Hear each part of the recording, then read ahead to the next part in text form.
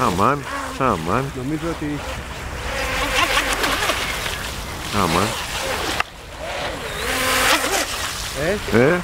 Άλλο πράγμα, Σου είπα, οι τρίστερες είναι για παιχνίδια. Για κάτι σοβαρό είναι οι δίστερες.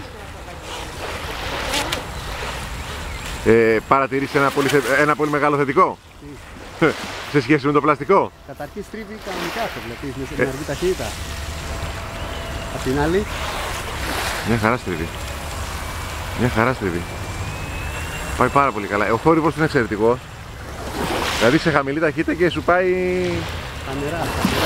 Θα βλέπεις. Κάτι βγάζει, Τρέχει.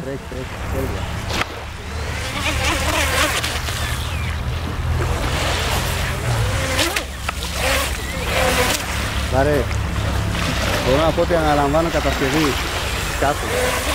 Έτοιμος Αλλά είσαι. γέρνει, αυτό δεν ξέρω πώς θα το λέω. Μάλλον θέλει stabilizer πίσω.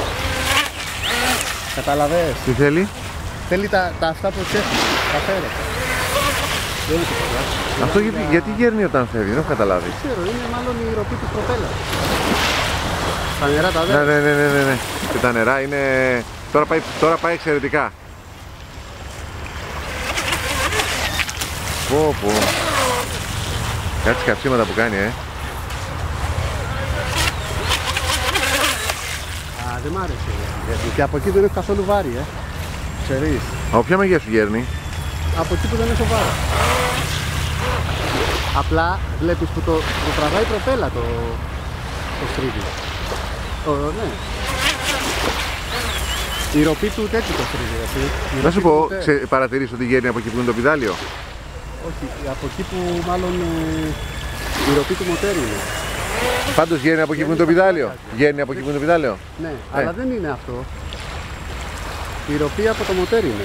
Και γιατί, άνοιξε το σιγά σιγά.